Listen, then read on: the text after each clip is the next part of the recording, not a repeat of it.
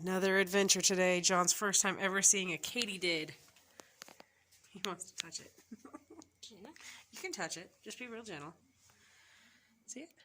I touched it. It feels like a leaf. It does feel like a leaf. They look like a leaf also. That's how they hide from the birds.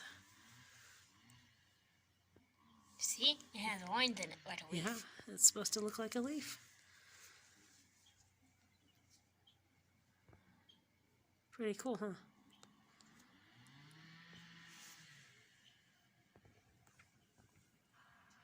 Wow.